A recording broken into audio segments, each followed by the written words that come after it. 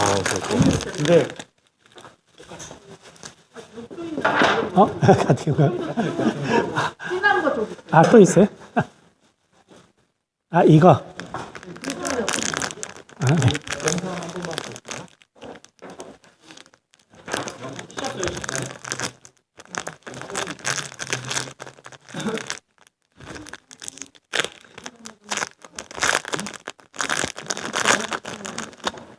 추우면 저거 히터 킵니다. 네, 혹시 잘 들리시나요? 네, 혹시 들어오신 분 중에서 오늘 좀 늦게 시작해서 똑같네. 네, 혹시 그 동영상으로 잘 들리시나요? 우리 전선교사님 혹시 들리세요? 정길자 선교사님 혹시 잘 들리시나요?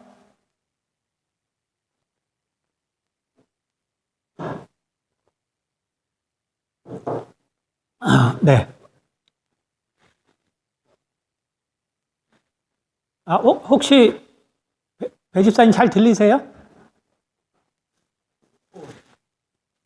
정길자 선교사님 잘 들리시나요?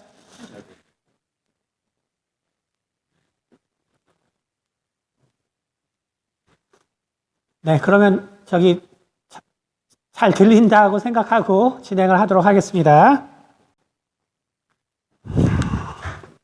자, 그러면 저희가 오늘은 어떻게 이 정신질환이라는 것은 우리가 지난 시간에 이제 어떤 원리적인 거를 우리가 들었습니다. 그렇죠? 원리적인 걸 들었어요. 지난 시간에 이제 말씀드린 것처럼 결국 나와 자아의 이 문제, 나와 자아의 문제인데 사실 정신 질환, 그래서 우리가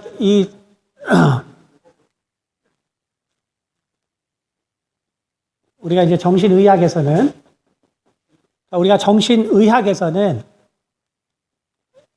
여러분이 이제 관심 있으신 분은 알겠지만 이제 그 DSM-5까지 나와 있어요. 그래서 사실 뭐 수백 종의 정신질환이 분류가 돼 있습니다. 그렇죠? 분류가 돼 있고 이 사람들이 어떻고 이렇게 쭉 얘기를 하고 있는데, 근데 이제 중요한 거는 이제 결국 원인이겠죠. 그렇죠? 원인이 무엇이냐라는 걸 텐데, 저는 이제 그것을 선천적, 후천적, 일단은 저는 그냥 크게 두 개로 나누고요. 그리고 물론 중간에 이제 선천적인 요소가 포함된 경우가 있겠죠. 그렇죠? 그러나 이제 제가 주로 다루고 있는 거는 이 선천적인 것은 제가 말씀드렸던 것처럼 이것은 정신질환이라고 볼 수 없다라고 얘기했죠. 그러면 이제 어떤 선천적 요소와 결국 이제 후천적 요소가 합쳐진 거. 일단은 크게 나누고, 그리고 이게 어떻게 생기느냐. 오늘은 이제 그 부분을 이제 말씀드리도록 할게요. 정신질환이라는 건 결국 무엇이냐 하면은, 정신질환이라는 것은 내게 불안을 야기시키는 거죠. 그렇죠? 내게 불안을 야기시키는 건데, 결국 나는 왜 불안하냐 이거죠. 그렇죠? 나는 왜 불안하냐? 다른 게 아니고 내 가치관 때문에.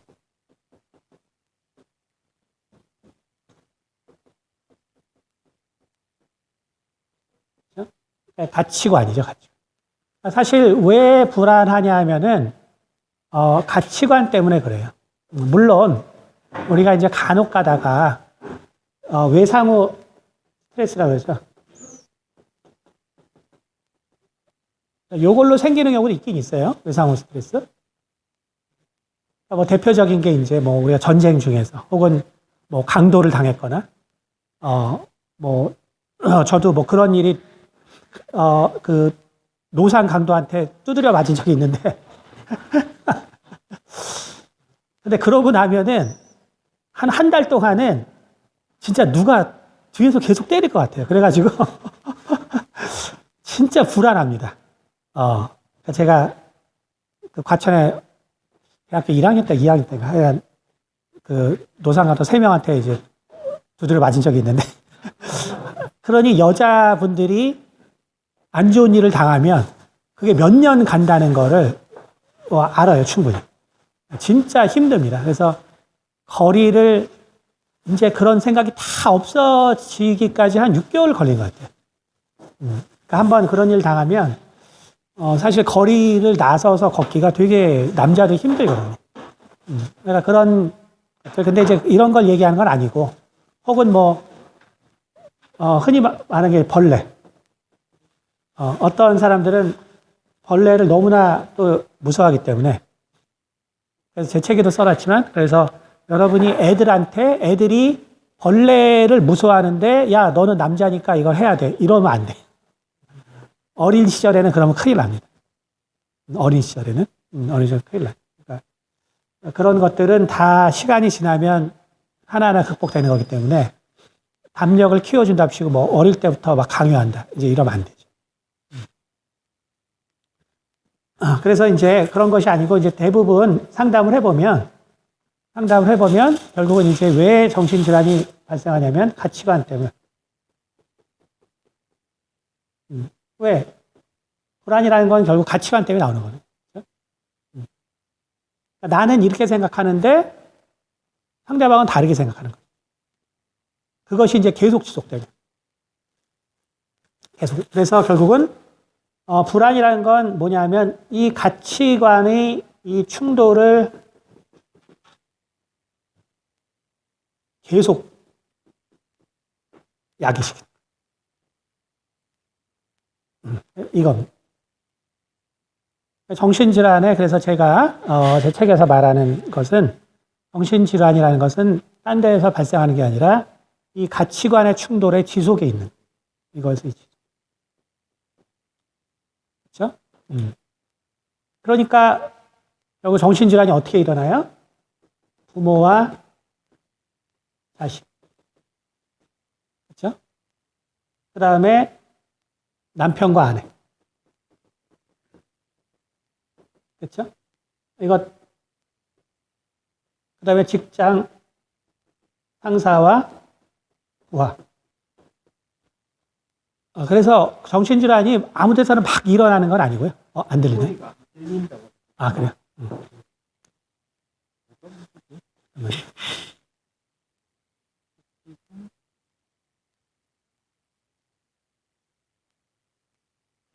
말씀해 보십시오. 예, 돼요. 되나요, 이제? 아이고.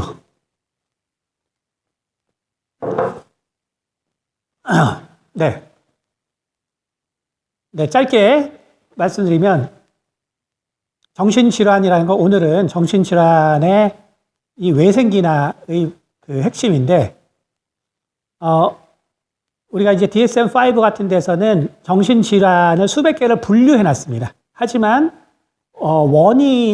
그러다 보니까 원인도 사실 그 오리지널 한 것부터 가져온 것이 아니고, 주로 이제 발병한 형태에 따라서 가져온 게 많아요. 이제 그렇기 때문에 우리가 정신질환에 대해서 되게 어렵게 생각하거든요.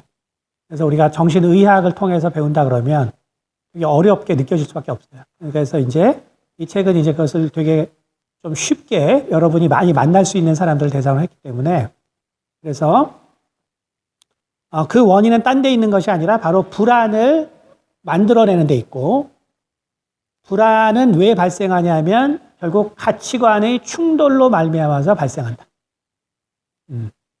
그러면 결국은 가치관의 충돌이 계속될 때 결국 불안이 가중되고 이게 이제 정신질환을 만들어내기 때문에 결국 정신질환은요 그냥 절대로 안 만들어져요. 아까 말한 외상후 스트레스, 뭐 사고나 벌레나 뭐 여러 가지 이런 걸 통해서 잠시 만들어지는 건 있지만, 그러나 정신질환은 그래서 뭐냐? 관계 속에서 만들어진다. 그렇죠? 그러니까 정신질환이라는 것은 관계 속에서 만들어지는 거예요. 그러니까 절대로 아무 데서나 그냥 만들어지는 게 아니라 무조건 관계 속에서 만들어진다. 그러면 거꾸로 말하면 뭐예요? 우리가 살아가는 모든 장소는 정신질환이 발생할 수 있는 장소라는 거죠. 그렇죠? 기본적으로. 그거를 아셔야 돼요. 그렇기 때문에, 그러니까 결국 어때요? 우리가 제일 많이 만나는 사람은 가족이죠. 그래서, 가족이 정신병을 만들어내는 산실이다. 그렇게 보시면 되네요. 어려운 데서 찾을 게 없어요. 네, 어려운 데서.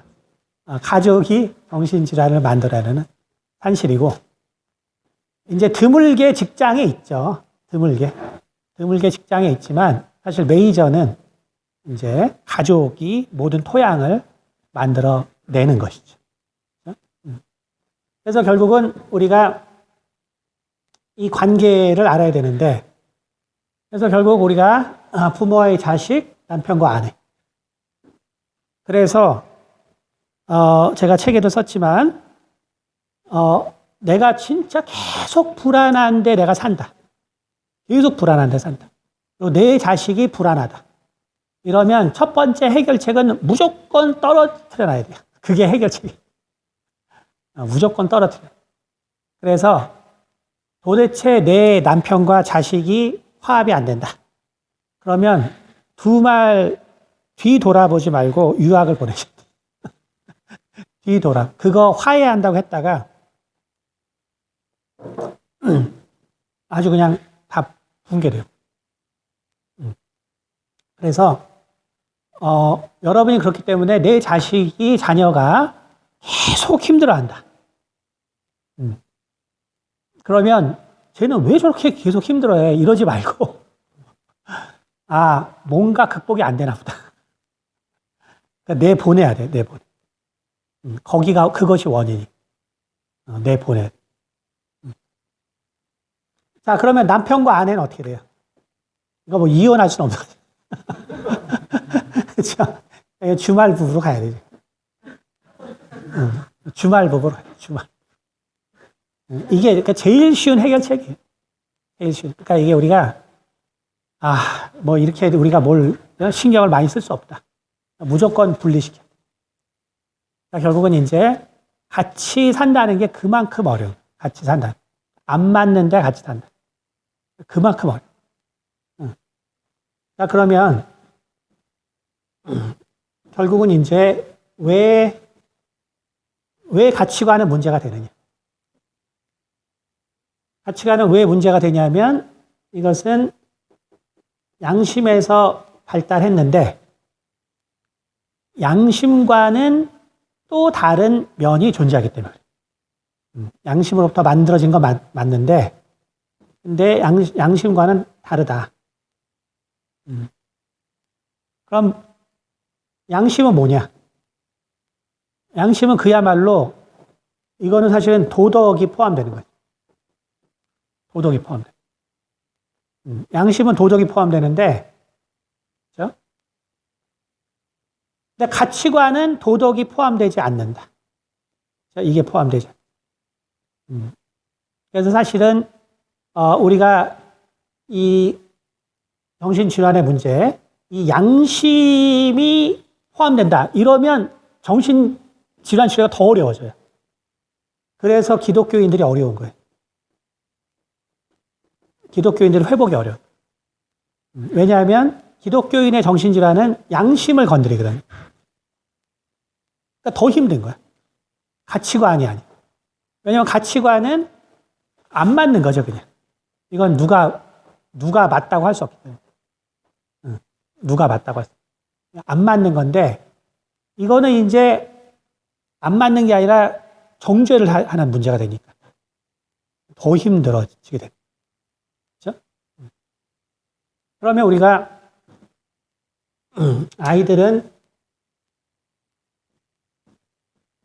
그럼 이제 우리는 아이들은 어떻게 그러면 양심이 생기는가를 이제 알아야겠죠. 그렇죠? 아이들은 어떻게 양심이 생기는가.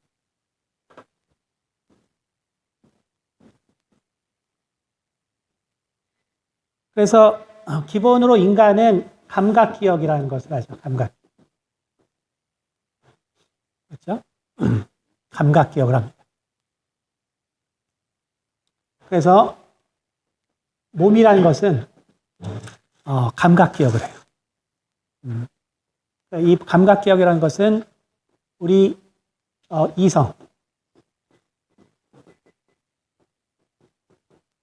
이성이 하는 단기 기억과 장기 기억에 비해서 훨씬 더 많은 양의 정보가 들어가는 거예요. 훨씬 더 많은 양의 정보가 들어갑니다. 자,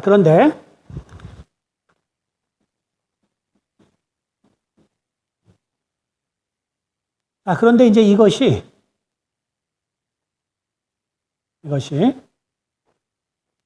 우리가 가치관이라는 것이 형성되려 그러면 쉽게 말해서 요 저는 이제 양심이죠.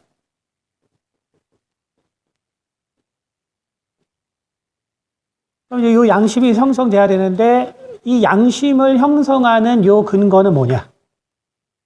요 근거는 뭐냐? 정확하게 말하면은 사실은 이제 요 두 개인데 바로 이 감각기억과 요 이성의 경험 요것이 합쳐져야 돼요. 다시 말하면 책에 그래서 제가 써놨는데 일반적인 아이들은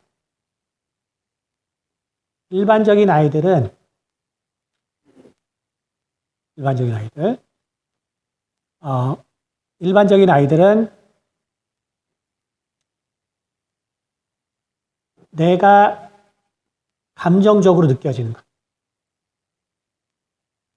그 다음에 내가 머리로 느끼는 것.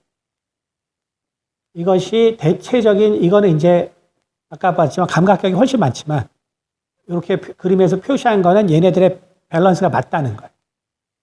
밸런스가 맞다. 그러니까 다시 말하면 우리는 모든 것을 감각격을 통해서 좋다, 나쁘다. 이것을 구별합니다. 좋다, 나쁘다. 그러니까 이거는 이제 본능적인 거죠.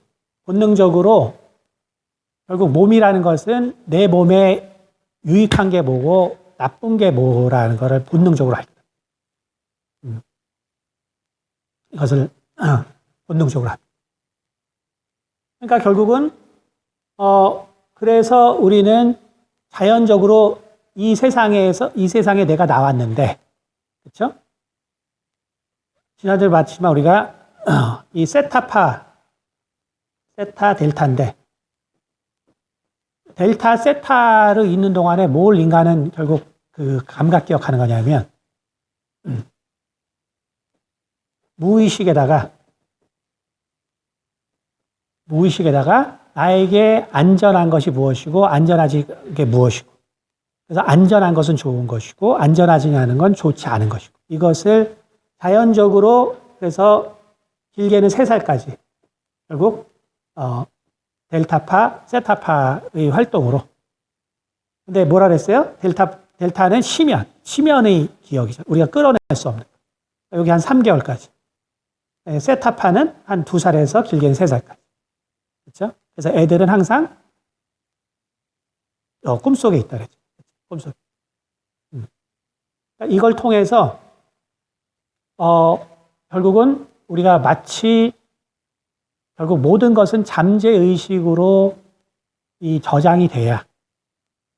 그래서 결국 언어가 발달하는 게 여러분 아시겠지만 이 3살 전에는 그 언어가 기억되는 방법과 그 다음에 이후에 언어가 기억되는 장소가 다르거든요.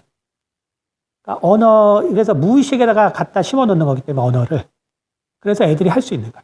이거를 우리가 애들을 가리켜서 한다. 그러면 원숭이와 똑같아. 이거 할 수가 없어요. 지금 원숭이 중에서 제일 똑똑한 원숭이가 200개의 단어를 외우는 원숭이가 있어요. 200개? 엄청나긴 해요. 근데 그렇게 가리켜서 하면 우리도 원숭이 상태밖에 안 되죠. 근데 하나님이 그렇게 만들어 놓지 않고 이 무의식에다 저장을 해놓겠다. 그러니까 우리가 말을 할 때 생각 안 하고 막 이게 램이에요, 램. 근데 이제 안타깝게 나이가 들면 어때요? 사람 얼굴은 생각이 나는데 이름이 기억이 안 나. 램이 망가진 거예요. 이 무의식을 갖다 끌어다 써야 되는데 나이가 들면 그 무의식을 갖다 쓰는 이제 기능들이 망가져. 그러니까 참 나이 드는 것도 억울한데 이게 뭐 애 얼굴 얼굴은 기억이 나는데 이름이 생각. 그렇죠? 그러니까 이 무의식을 갖다 둔다. 그런데 이제 일반적인 애들은 요게 이제 일치한다는 거예요. 내가 이렇게 생각하는 거랑 그 다음에 감정. 내가 이게 좋은 거다 나쁜 거다. 이거를 판단하는 게 대충 그 나이의 성정과 인지가 일치해요. 그게 일반 아이들. 그래서 90% 아이들은 아무 문제 없어요. 그래서 뭐 산후조리원에 제가 보내지 말라고 하니까 또 어떤 엄마가 너무 걱정하는 거예요. 어떡하지? 막 고민하는 거예요. 여러분의 아이가 잘못될 확률은 10%예요. 네, 그러니까 대부분의 아이는 뭐 산후조리원에 간다고 해서 아주 큰 문제가 생기는 건 아니겠죠. 하지만 이제 10%의 아이들은 이제 문제가 생기는 거예요. 자, 그러면 그 천재들은 뭐냐? 이거를 머리에서 너무나 많은 생각이 오는 거예요. 보통 아이들보다 훨씬 많은 것들을 판단하고 생각하고 얻어내고 추론하고. 근데 문제는 뭐냐면 이거를 이 감정과 연결을 시켜야 돼요. 감정. 그러니까 자기는 뭔가 많이 이렇게 했는데 이게 좋은 건지 나쁜 건지를 모르겠는 거죠. 그렇죠? 이게 좋은 것에 대한 건지. 그러니까 뭐냐 하면 아이들은 아직 논리 구조가 없기 때문에 먼저는 좋고 나쁨에 대한 해석이 필요해요. 좋고 나쁨. 그래서 부모가 그걸 알아야 돼요. 다시 말하면 부모들이 똑똑한 애들이 힘든 게 자꾸 물어봐요. 자꾸 물어봐서 그러는데 그러면 교육이 어떻게 돼 있어요? 그러면 그거를 잘 설명해 줘라. 이렇게 돼 있잖아요. 근데 부모는 그게 힘들거든요. 계속 뭐 호기심이 한번 시작되면 끝없는 애들 있잖아요. 너무 힘들어요. 그렇죠? 뭐 아주 완전 호기심 천국이잖아요. 뭐 어떻게. 근데 거기서 이제 결국 모르는 게 뭘 모르냐면 아이들에게 모든 거를 대답해 줄 필요가 있는 게 아니에요. 첫째. 다시 말하면 얘가 지금 100개의 궁금증이 있다. 그러면 실은 우리는 어떤 거를 한 번만 잘 얘기해 준다. 이러면 쉽게 말해서 100개 중에서 유사한 50개는 애들이 알아서, 똑똑한 애들이 알아서 거기다 감정을 할당을 해. 이런 거는 그냥 좋은 건가 보다.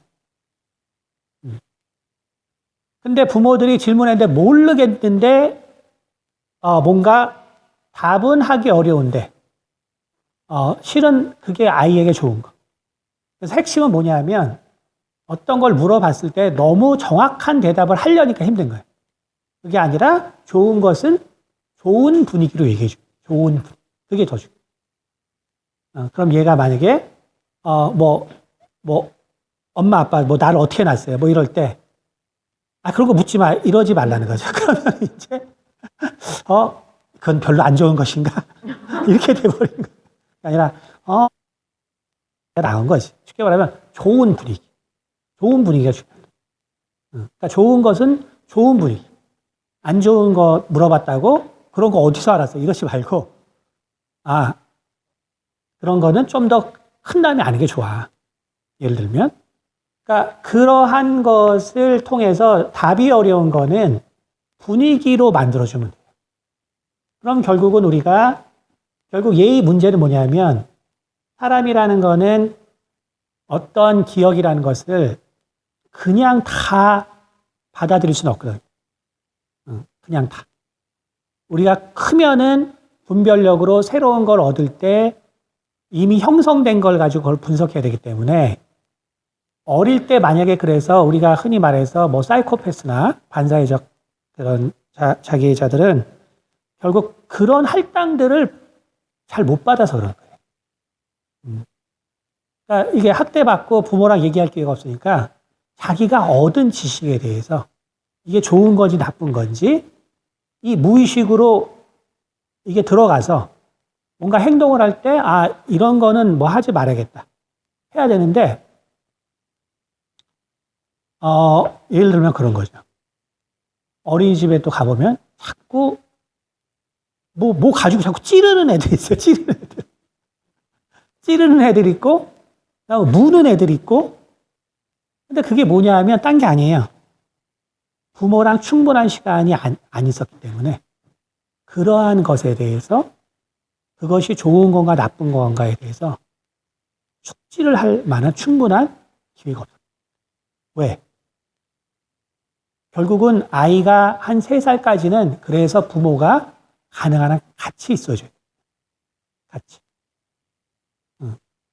왜냐하면 어떤 버릇은 방금 말한 것들은 맨날 그러는 게 아니에요.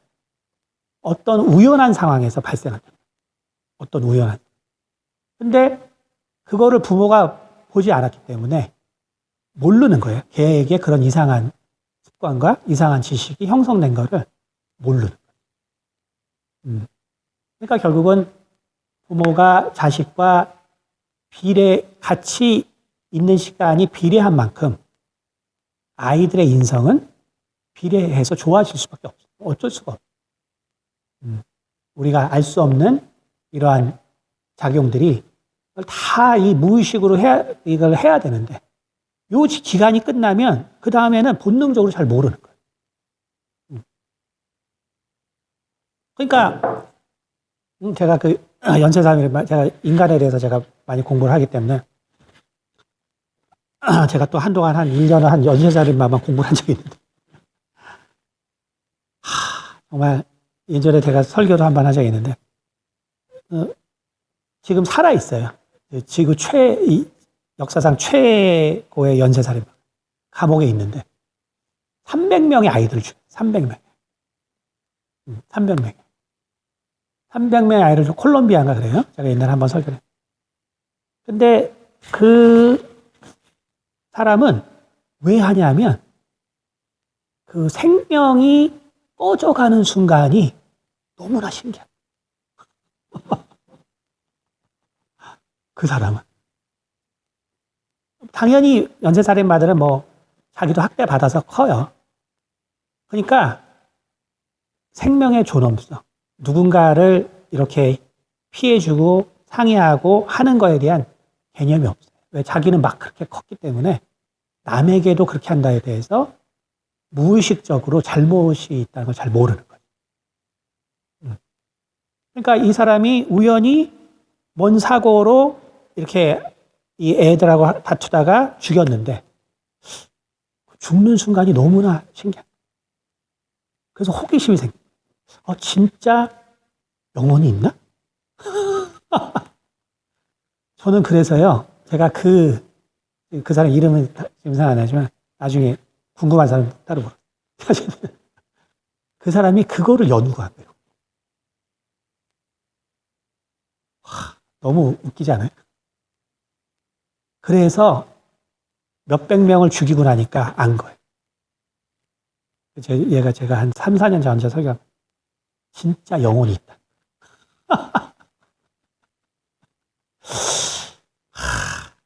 그러니까 이게, 그래서 여러분 이게 이 무의식으로 이거를 해주지 않으면, 그러니까 부모랑 떨어져서 사는 게 얼마나 이게 어려운 건가. 우리는 자꾸 할머니, 할아버지가 해주면 되고, 그 다음에 좋은 유머가 해주면 된다고 생각하지만, 이미 그들은 남이에요. 아이에게 진짜 자기는 엄마. 자기랑 똑같이 생각하는 엄마. 그래서 제가 제 책에 fMRI의 결과도 하나 넣어놨지만 결국 엄마가 애를 염려하는 거, 그렇죠? 그거는 정말 자기 자신이 염려하는 거랑 같은 상황으로 발생합니다. 혹은 연인과 같이 대한단 말이에요. 그러니까 결국 할아버지나 할머니, 그 다음에 유모는 일단은 남이에요. 남이란 건 뭐냐면 어떤 걸 얘기해 줄 때 그대로 받아들일 수는 없다. 사람들이 그걸 잘 몰라요. 그러니까 할머니, 할아버지가 더 좋은 교육을 해준다고 생각하거든요. 그리고 좋은 이모가 더 좋은 교육을 해준다고 생각하는데 이 무의식의 상태에서는 그게 일단은 답이에요. 그래서 반드시 부모가 함께 있어요. 그렇기 때문에 너무 안타깝게 보통 한 3개월에서 이제 6개월 사이에 이제 엄마들이 이제 유학 가서 공부하는 분들이 계신데 뭐 상담해 보면 뭐 이런 경우가 너무 많아요. 자녀들 결국 물어보면 이제 아이는 막 낳았는데 자기가 공부는 더 해야 될 수밖에 없고 하니까 결국은 맡겨놓고 이제 공부하러 간 거예요. 아이들은 이제 그새 이제 이렇게 아무리 좋은 할머니 할아버지가 있다고 되는 문제가 절대로 아니에요. 일단 난. 그래서 우리가 이제 조심해야 되는 건 결국 아이들이 너무나 많이 질문하지만 특히 천재 애들은 더 그렇죠. 더 인식하는 게 많으니까. 그렇죠? 그럴 때 무엇을 자세히 해주겠다라는 부담을 갖지 말고 그냥 좋은 것은 좋은 느낌으로 얘기해 줍니다. 좋은 느낌. 아닌 거는 이거는 분명히 아니라.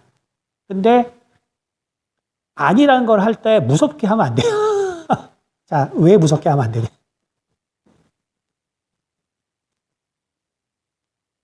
여기서 이제 많이 착각하죠. 저도 사실은 뭐 젊을 때 잘 모르고 우리 나연이가 뭘 잘못했는데 집 나가라 그랬거든.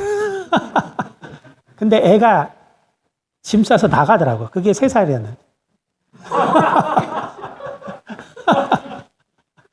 가방을 딱 싸더니 너 이제 그게 무슨 사건이니?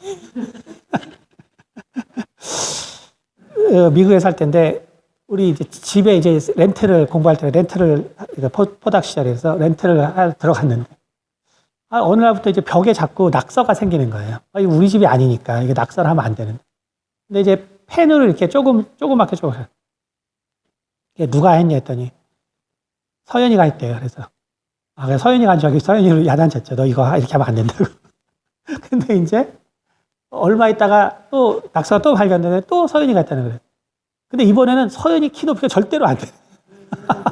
그래서 야, 너 거짓말했지. 너 이러면 절대로 안 된다. 했더니 우리 큰딸이 이제 잘못했대. 이제 처음엔 잘못했다고 하지 않았어. 처음에는 계속 부인했지. 근데 너무나 분명했기 때문에 너 이렇게 하면 안 돼. 계속 한데 계속 인정을 안 하니까 잘못. 너 짐 싸서 나가라고. 너는 우리랑 살 수 없다. 저기 나가서 경찰을 만나면 경찰 아저씨랑 살라. 그래서 이제 근데 진짜 그게 되게 위험했던 게 미국에서는 그 애를 그렇게 하면은 부모가 잡혀가는데 처음에서 이제 몰랐죠. 그래가지고 이게 가방을 매줬더니 현관에서 안녕히 계세요 하면서 가는 거예요. 근데 제가 이제 이게 좀 그렇긴 한데 사실은 이제 이게 경진, 그다음에 이제 무술, 이게 뭐냐면 이제 일주 중에서 진짜 자존심이 센 일주예요. 병호, 그다음에 갑인, 이제 이런 일주들이 진짜 이제 자존심이 센 일주들인데, 그러니까 얘네들은 이렇게 산이 앉아 있어요. 산이 앉아 있어서 자기가 너무 확신이 차이기 때문에 이 무술일주들은 그러니까 누구나 봐도 쟤는 자존심이 세다고 느껴져요. 너무나 확실한 기운이 있어가지고. 병호는 불이기 때문에 이제 막 이거는 뭐 싸우면 이제 난리 나죠. 이거는 불. 그다음에 갑이는 이게 나무가 하늘로 치솟는 현상이에요. 그러니까 이제 이런 사람들은 진짜 왕 이제 이 자존심 이런 사람들은. 근데 우리 나연이는 을유인데 이게 뭐냐면은 나무 타고 올라가는 을목인데 이 가지거든요, 가지.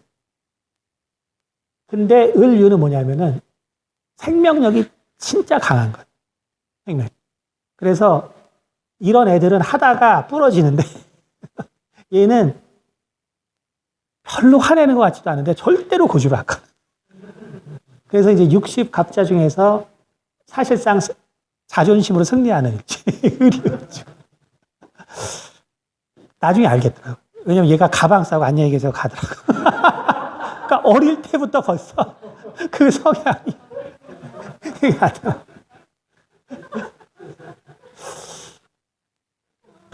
근데 어쨌든 그러니까 이제 이 아이들은 근데 이게 엄청나게 이제 안 좋은 교육 방법인데 저도 당연히 몰랐기 때문에 애들 얘기야. 그래서 진짜 저희 어릴 때는요 기억이 너무 많아요. 그러니까 우리 아버지가 특히 이렇게 엄청 이게 그 부하 직원 애들을 그렇게 잡아요. 교육 제대로 시켜야 된다고. 아니 자기 자식만 그럼 되지 아버지가 좀 어느 정도 사회적 인정받았기 때문에 아니 자기 애를 그러면 그게 얼마나 속이 상해. 그러면 또 뭐 경찰 어디에 연락을 해. 뭐 잘못해서. 그래서 경찰서를 애를 데려가는 사람이. 그래야 평생 이제 나쁜 짓 안 한다. 자, 이게 얼마나 위험한 거냐면 자, 우리가 흔히 Near Death Experience라고 하죠. 임사체험 한 사람들. 자, 이 사람들이 죽었어요. 근데 결국은 터널을 통과하고 어떤 밝은 빛 앞에 놓이죠. 그럼 90%가 뭘 얘기하냐면 죄. 그 빛 앞에 자기는 자기 죄가 다 보인다. 그런데 그 죄의 100%가 뭐냐면 어릴 때 지은 죄예요. 어릴 때 지은 죄. 무슨 얘기인지 알겠어요? 그러니까 여러분들도 기억나는 죄 생각해 보라 그러면 사실 대부분의 사람은 어릴 때 있어요. 무슨 얘기인지 알겠죠? 응? 자, 이것이 일반 아이들에게는 문제가 안 되는데 일반 아이들에게 머리가 좋은 아이들에게 이게 치명적이에요. 다시 말하면 책에 나와 있지만 우리가 교통 이제 그 법규 때문에 이제 뭐 끼어들게 했다. 그러면 이제 요즘은 이제 뒤에서 차가 카메라를 찍어서 이제 청구장이 날라오고 이제 저도 받아본 적이 있는데 그러면 그걸 딱 받았을 때 어때요 우리는? 응? 아유, 야 하루에 1시간이 쉽게 말해서 우리가 뭐 뭐 어떤 사람들 1시간에 뭐 몇만 원 혹은 몇십만 원 받을 수 있잖아요, 그렇죠? 그럼 뭐 몇만 원 싸죠. 4, 5만 원 싼단 말이야. 어떤 사람에게서는. 빨리 갔으니까 됐지. 이런단 말이야. 다시 말하면 그게 큰 문제가 아니라는 걸 우리는 알기 때문에 누구도 대부분의 사람은 교통 벌칙금을 낸다고 해서 그게 내 마음을 아주 힘들게 하지 않아요. 근데 아이들은 벽에 낙서했어요. 자, 그게 얼마나 죽을 죄인가요? 그게 얼마나 죽을 죄일까요? 그거요, 시간 지나면 없어지고 또 교육해보면 알겠지만 요즘은 그거를 위해서 벽에다가 다 종이를 붙여줘요. 이게 다 그거 안 해봐요. 애들 손에 힘이 없어서 글도 못 써요, 나중에. 그러니까 쓰게 할 때 쓰게 해야 되는 거예요, 그거 다. 나중에 손에 힘이 없어서 글을 못 써. 자, 그런데 그걸 갖다가 경찰하고 가서 살라고 했어요. 얘는 어떤 일에 대해서 너무나 심각한 결국 죄책감을 갖게 됩니다. 아무것도 아닌데 극심한 죄책감을. 그러니까 결국은 우리가 임사체험을 해서 뭔가 우리는 하나님이지만 어떤 사람들은 그 빛 앞에서 자기 죄를 생각하는데 대부분이 100%가 사실 어릴 때 얘기. 어떤 사람 얘기 들어보니까 책이 있어요. 영화 책들. 어떤 사람은 미국 사람인데 자기가 7살 때인가 할아버지가 닭을 키우고 있었는데 자기가 몰래 가서 닭에 계란 하나 훔친 거. 예를 들면. 그게 평생 기억에 남는 거예요. 평생. 그거 훔쳐서 정말 어떤 사람은 물론 그게 드러나기도 했지만 어떤 사람은 이거를 들키면 어떡하지?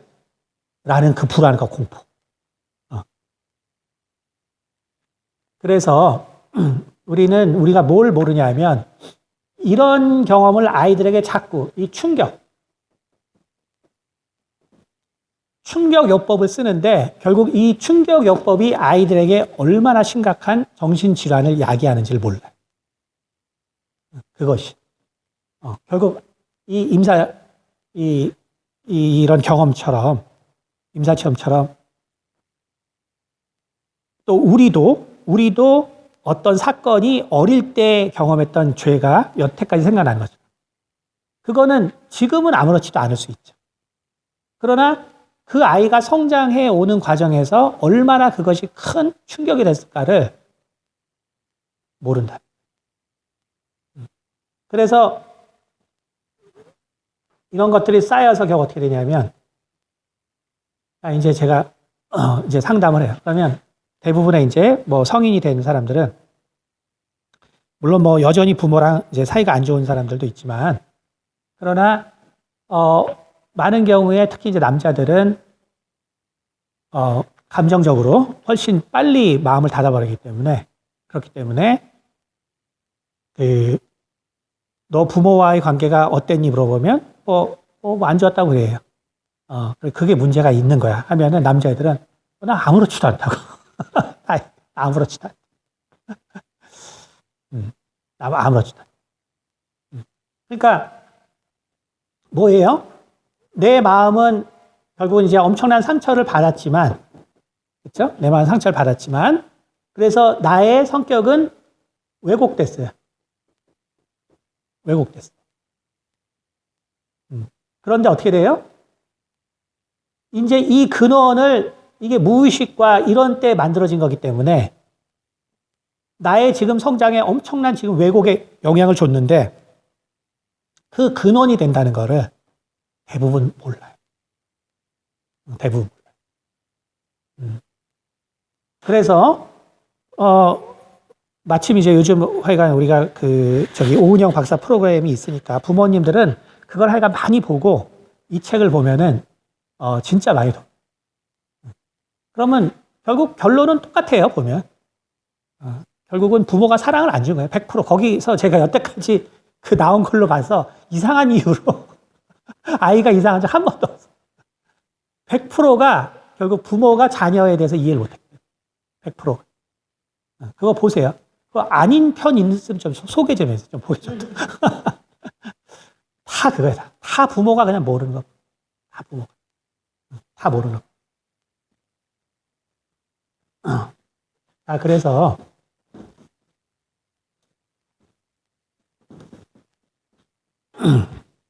자, 그러면 우리가 그렇게 되면 사람은 이제 어떻게 되냐면 결국 이제 기억이라는 게 생기고요. 기억.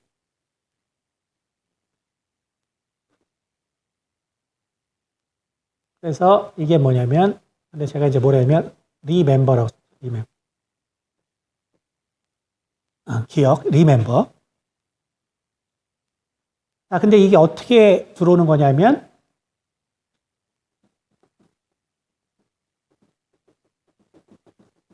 인식을 통해서. 그래서 recognition, 인식을 통해서 들어오죠. 인식. 그 다음에 react, 표현. 표현을 하게 돼요. 하게 되죠. 자, 그래서 기억이라는 건 그렇기 때문에 뭐냐면 이 멤버가 되는 과정이거든요.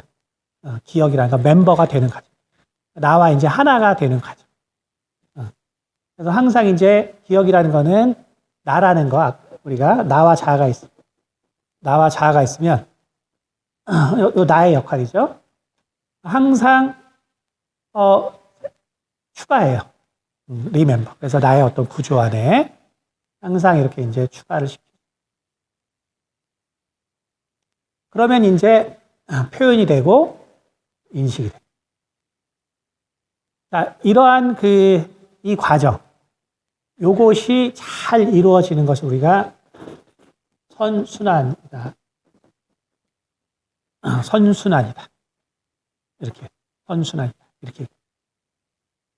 그래서 내가 뭔가를 인식했어요. 부모가 나를 되게 따뜻하게 해줘요. 잘해줘요. 그러면 나는 세상에서 이제 좋은 기억들을 쌓아가는 거예요. 아, 인간관계란 건 참 좋은 거구나. 내가 타인과 산다는 건 참 좋은 거구나. 아, 내가 타인을 두려워할 필요가 없구나. 그래서 사람들에 대해서 아주 긍정적인 생각을 심어줘요. 그래서, 예. 그렇게 되면 표현, react. 자, 그래서 여기에서 성공하려 그러면 여러분이 이렇게 하면 돼요. 그러니까 내가 어떻게 성공했나를 알 수 있냐면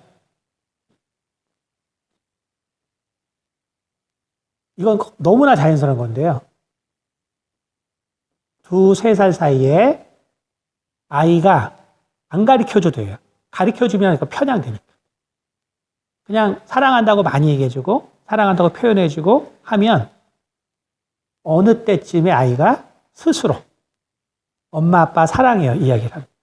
엄마 아빠 사랑. 근데 너 엄마 아빠 사랑해 이런 얘기를 할 필요가 없어요. 그럼 이제 왜곡이 된 거고. 그것도 강압으로 그러면 안 돼. 강압으로 그러면 안 돼. 요 나이 때 여러분이 아이가 스스로 사랑해요 라는 말을 하면 엄청나게 그 무의식의 시간을 잘 이제 지난. 이게 아주 중요합니다. 그러면 요 선순환이 잘. 그래서 사람에 대해서 좋은 인상을 받게 됩니다. 그래서 가끔씩 할아버지 할머니들이 뭐 재밌게 해준다고 혹은 오빠나 뭐 언니가 특히 이제 오빠들이 그러죠. 뭐 귀신놀이, 뭐 무섭게 하는 놀이. 이런 나이 때는 가능하면 하면 안 돼요. 저는 못하게 해요. 왜냐하면 아까 말했죠. 이게 무의식의 시간이거든요. 무의식의 시간. 그리고 저는 그 기억이 너무 생생해서요. 제가 부모님하고 떨어져 살다가 5살인가쯤에 이제 아버지가 6살인가 뭐 외국에 가서 살았는데 그때 이제 그 이복 동생하고 외국에서 살았단 말이에요. 살았는데 어느 날 귀신놀이를 하는 거예요. 아버지가 귀신놀이를 하는데 저는 그 귀신놀이가 끝난 다음에 물론 저는 엄청 느린 아이이기도 했지만 아빠가 진짜 귀신이 아닐까? 이런 고민을 많이 했어요. 아빠가 진짜 귀신이 아닐까? 이게 결국 뭐냐면 이 잘못된 인식을 시켜준다는 거는 아이들에게 정말로 안 좋아요. 잘못된 인식과 기억. 이건 되게 안 좋아요. 그렇기 때문에 아이가 성장할 때 그러한 공포나 두려움, 뭐 이게 재밌다고 애들이 막 같이 웃는다고 하지만 사람들은 어떻게 생각하잖아요? 할머니, 할아버지 혹은 뭐 오빠들이 어때요? 애가 막 낄낄거리고 웃어요. 내가 이렇게 잘 놀아주는데 왜 그러지? 근데 아이는 지금 기복이 되게 심해져서 올라가는 거거든요. 그러면 어때요? 다음에 재미있을, 얘가 추구하는 건 더 높은 재미예요. 더 높은 자극. 이거 알아요. 그러니까 기대하는 흥미가 더 자극적이다. 이거 정신병 맞아. 그거 아셔. 그래서 아니, 내가 이렇게 잘 놀아주는데 왜 그러냐고. 어느 때까지는 이 부분을 알아요. 그래서 아이가 좋아하는 것 같다고 해서 과격하게 놀아주면 좋아 보이죠. 근데 아이들은 심리적으로 사실은 엄청난 흥분과 또 다운과 이걸 반복하게 돼요. 그리고 엄마 아빠가 야, 너 그 시끄러우니까 좀 그만해, 그만 놀아. 그러면 엄마 아빠를 원망하죠. 이렇게 재밌는 거를 못하게. 무슨 얘기인지 알겠죠? 그게 뜻하지 않은 악순환이 됩니다. 뜻하지 않은 악순환. 그래서 제가 이 정신질환에서 말드리면 결국 정신질환이란 건 결국 감정의 기복이거든요. 그래서 책에 있는 것처럼 감정의 기복을 만드는 모든 것들은 정신질환을 만들 수 있다. 감정의 기복을 만드는 모든 것은 정신병을 만들 수 있다. 그렇기 때문에 특히 이 아이들일 때 과격한 놀이는 안 하는 게 다. 그리고 또 뭘 해요? 또 뭐 저희도 마찬가지로 이제 어릴 때 우리 어릴 때 또 그랬지만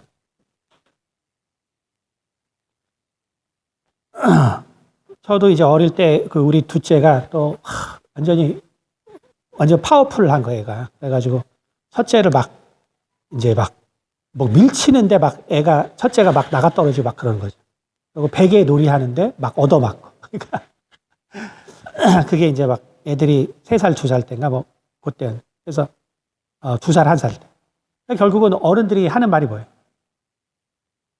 그래서 어떻게 했냐면은 나연이가 서연이를 베개로 때리는 법을 가르쳐 줬어요. 너도 가만히 있지 말고 때려. 이게 다 옛날 방법, 옛날 방법. 다 옛날. 자, 그런데 여러분 보세요. 형제 우애가 없는 집을 가만히 보세요. 형제들 우애가 없는 집, 가만히. 여러분 주변이나 혹은 삼촌이나 이런데 자기 집안에 우애가 없는 사람들을 보면요. 다 공통점이 있습니다. 뭐예요? 옛날이었기 때문에. 옛날 시대 어땠어요? 형이 동생들이죠. 질서 잡느라고 다 강목으로 때렸단 말이에요. 형들이 동생을 다 때렸단 말이에요. 뭐 잘못된 일. 이렇게 된 집안 중에서 나중에 화목한 형제 자매 하나도 없습니다. 없어요. 서로 때리면 반드시 그렇게. 무슨 얘기인지 알겠죠? 그런데 정말 여러분 주변에 진짜 보세요. 그 정말 화목한 형제 자매들은요. 그 첫째가 진짜 다 동생들을 이해해 준 집안이에요. 그래서 그 이해로 이끌어지는 집안. 거기는 결국 나중이 돼도 화목. 여러분 그래서 폭력의 기억이란 거는 아무리 그게 정당한 방법으로 수행됐어도 다 트라우마로 남고 그 형이 쉬울 수가 없는 거예요. 나를 때렸던 형이 쉬울 수가 없는. 그건 여러분 잘 아시죠? 그렇죠? 그래서 옛날에 그 김금태 씨가 얘기를 하잖아요. 이분이 고문을 당했잖아요. 김근한 경감이가 이 사람을 고문당. 국회의원이 돼서 만났어요. 만났는데도 자기는 다리가 떨렸다. 국회의원이 되고 이 사람은 감옥에 가게 됐지만 지금은 비교도 할 수 없는 그 세상의 권력의 차이지만 김근한 경감 앞에 가니까 자기가 다리가 떨려. 이게 폭력의 기억은 그거는 엄청나다는 거를 본질적으로 알아요. 그러니까 여러분이 성경에 때린다고 안 죽는다. 잠언 28장. 때려라. 이 교육은 아니에요. 응? 아니. 왜 그런가는 1편을 다시 보세요. 1편을 다시 보시면 알 수 있어요. 자, 그래서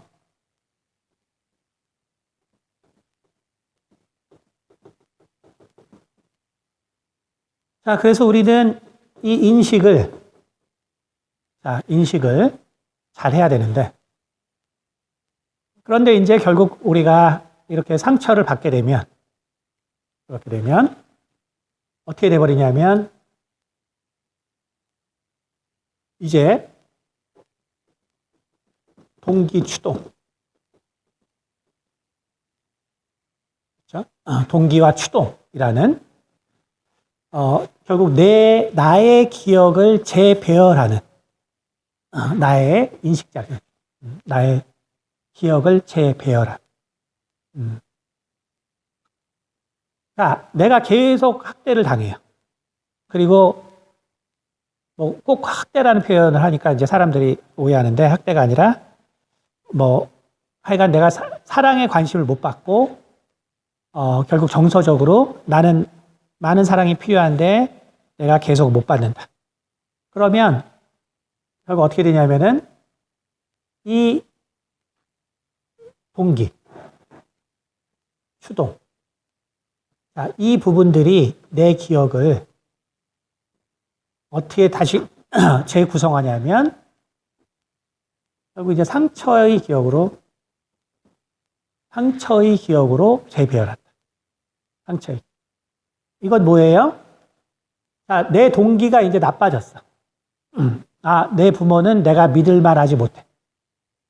그럼 추동이라는 거는, 원래 추동은, 그래서 제 책에 제가 정신적 추동이라는 말 썼는데, 이 추동을 통해서 이 기억이 빠른 속도로 재배열돼요. 빠른 속도. 그래서 이게 분명히 좋은 기억이었는데, 이거를 이제 나쁜 기억으로 바꿔버려요. 나쁜 기억. 그래서 그 책에도 썼지만 옛날 사람들은 뭐 왜 결혼했습니까 하면은 의외로 그게 많아요. 옛날 저희보다 좀 더 하나 위, 뭐 저희 때도 뭐 비슷할 것 같긴 하지만 하여간 좀 위로 가면 담배 피는 게 너무 멋있었어요. 이런 사람들 담배 피는 그 남편을 만났는데 담배 피는 게 너무 멋있었어요. 또 옛날에는 그 바바리 코트. 이게 그렇게 또 한때, 옛날에는 또 키 큰 사람이 잘 없었으니까. 그러니까 바바리 코트를 입은 남자가 또 그렇게 여자들이 또 멋있어요. 바바리 코트를 입은 남편이 너무 멋있어 보였어요. 근데 이제 결혼해서 완전히 지지고 볶고하니까 동기가 바뀌는 거죠. 이거 알고 보니까 나쁜 놈이네. 정신적 추동으로 바꿔버려요. 옛날에 분명히 멋있었던 바바리 코트였는데 이제는 그 똑같은 장면인데 게시타포로 보이는 남편. 남편이 게시타포로 보여요. 이거 다 재배하나 재배. 이렇게 되면 어때요? 표현장애. 그래서 사실 정신질환이라는 거는 뭐 형태는 되게 많지만 우리가 그 본질을 보면 표현장애, 인식장애 이렇게 오는 거예요. 많이 이렇게 뭐 여러 가지로 우리가 뭐 복잡한 게 아니고 실제로는 그다음에 결국은 이제 기억의 장애가 이건 여기서 왜곡이라서 그러니까 기억의 왜곡이라서 왜곡이라서 자, 그러니까,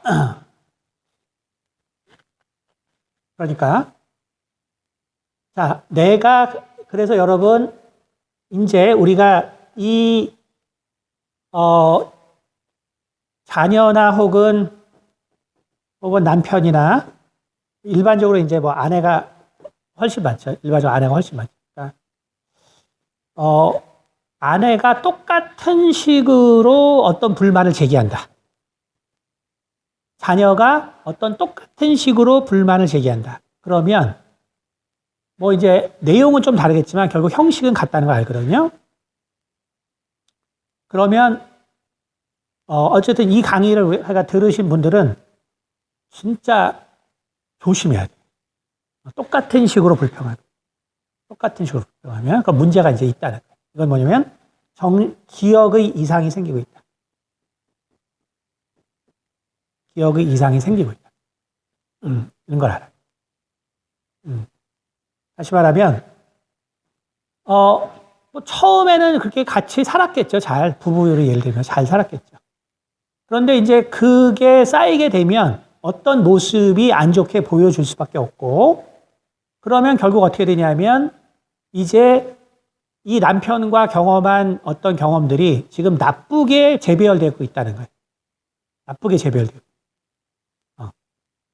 그래서 자꾸 남편들은 어떻게 생각하냐면 이거 뭐 별 문제 아닌데?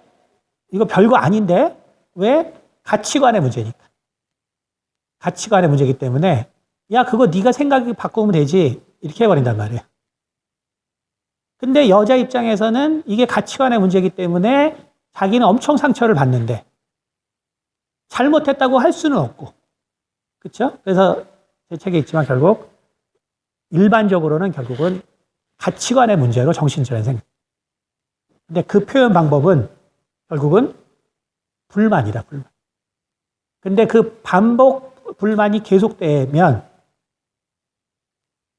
그러면 결국은 그게 이제 정신 이상에서 두 가지로 나오는 거죠. 정신질환으로 가냐, 아니면 이제 이혼하냐, 이렇게 되는 거예요. 이게 뭐냐면, 자, 이 사람한테 전혀 변화의 가능성이 없다. 내가 한 5년, 10년을 쭉 개선을 요구했는데 전혀 변화의 가능성이 없다. 그러면 이제 결국 정신질환으로 가면 이건 뭐냐면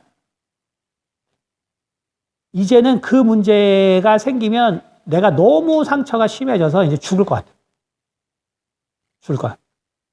너무 심각해. 죽을 것 같아.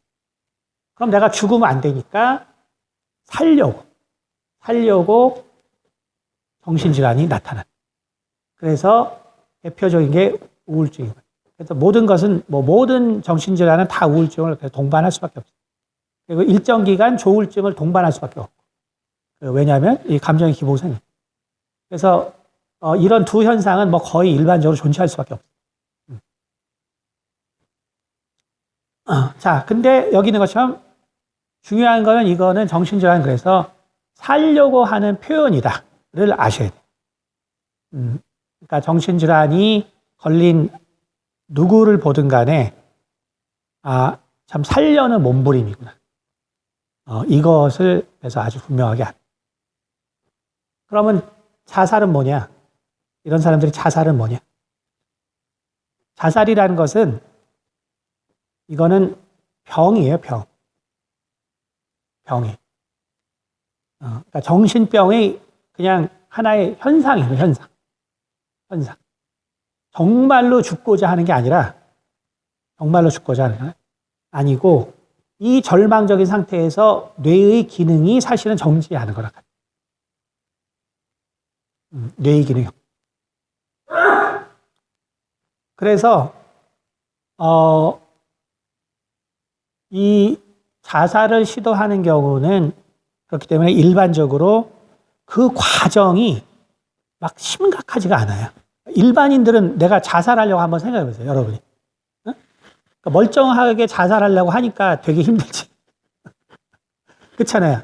내가 뭘 준비하고, 뭘 매달고, 이거를 이 스텝을 내가 한다고 생각해 봐요. 이 단계가 이게 얼마나 이게 소름 끼쳐요. 안 되죠. 근데 이 우울증으로 딱 들어와 버리면 이게 이런 심각한 뇌의 작용이 일어나지 않아요.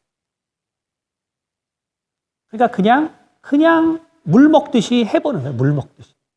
이렇게 물 먹듯이. 물 먹듯이. 근데 그러니까 어때요? 성공하겠어, 안 하겠어? 그러니까 대부분은 성공을 못해요. 할 수가 없어요. 왜?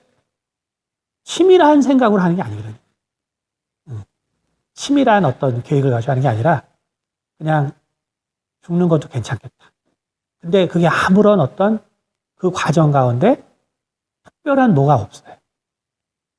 그러니까 거꾸로 말하면 특별한 준비도 많이 돼 있지 않아요.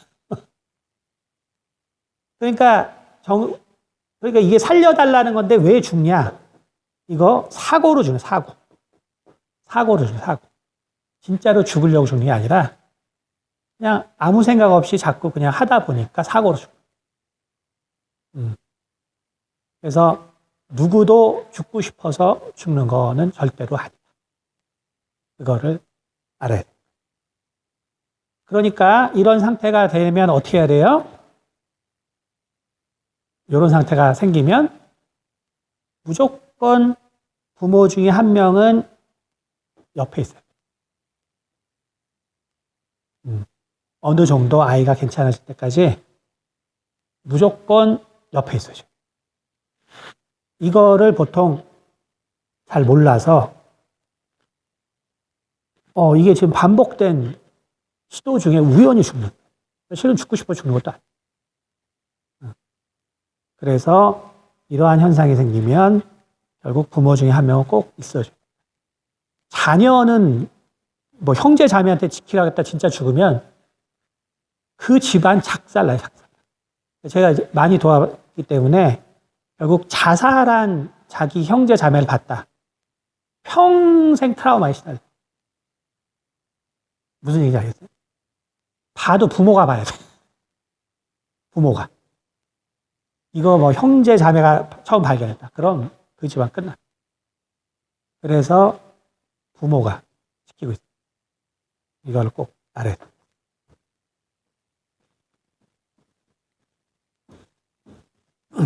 그래서 결국 정신질환은 그 가는 그 길이 그 사인이 계속 나오는데 남편이 5년, 10년 정도 얘기했다 그러면 그럼 좀 들어줘야 돼요. 그 정도 되면. 왜냐면 그 사람에게는 그게 너무 힘든 거거든. 그 사람. 제가 이 정신질환을 하는데 왜 운명학을 얘기하냐면 조정이 안 돼, 조정이 안 돼. 그러니까 이거 참으라, 너 좀 이해해라, 조정이 안 돼. 그래서 처음에는 제가 항상 MBTI를 써요, 원래. MBTI 테스트 써요. 그럼 이거 성향이 나오거든요. 그러니까 얘는 이런 성향이고, 쟤는 이런 성향이고. 근데 성향으로 설명하기에는 너무 한계가 많아요. 특히 집안 사람들의 관계. 몰라요. 그러니까 운명학을 이용하면 이해가 되지. 왜들 이렇게 난리가 나. 근데 MBTI가 원래가 이거 공부해 보시면 알겠죠. 원래 칼 융의 논문을 가지고 시작한 거예요, 이게. 분류를. 근데 칼 융의 논문이 뭐냐면 주역에 대한 논문이에요. 그래서 원래 이 MBTI가 이 사주팔자에서 나온 거예요, 원래가. 기원 자체가. 그러니까 성격으로, 뭐 성향으로 말하면 비교가 안 되죠, 사실. MBTI와 비교가 안 돼요. 그래서 그런 면에서 유용성이 있어요. 그러니까 서로 너무 모르는데, 제가 왜 저렇게 다른가? 그렇게 태어난 사람을 자꾸 뭐라 그러면, 그래, 어떻게 하겠어요? 정신병자가 안 돼. 그렇죠? 자, 그래서 우리가, 자, 이렇게 되면, 그래서 이제 여기가 이제 망가져 버린다. 그럼 이제 정신질환이 됐다. 그렇죠? 정신질환이 됐다. 이제. 그래서 정신 이상은, 물 좀 줘. 그래서 정신 이상이라는 거는 우리가 이제 레질런스라고 하는데, 레질런스, 회복이 가능해. 정신 이상인 상태. 그래서 내 남편 혹은 내 부모가 진짜 안 변하는 것 같다. 그러면 스스로 회복할 수 있는 뭐 취미를 갖거나,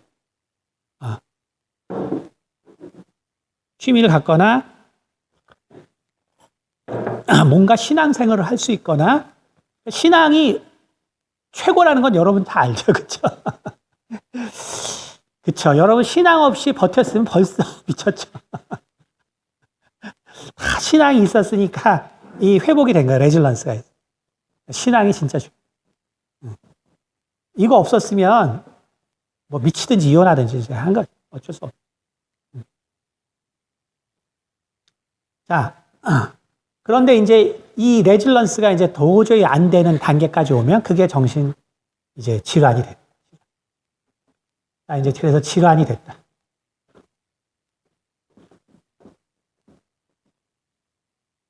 질환이 됐다.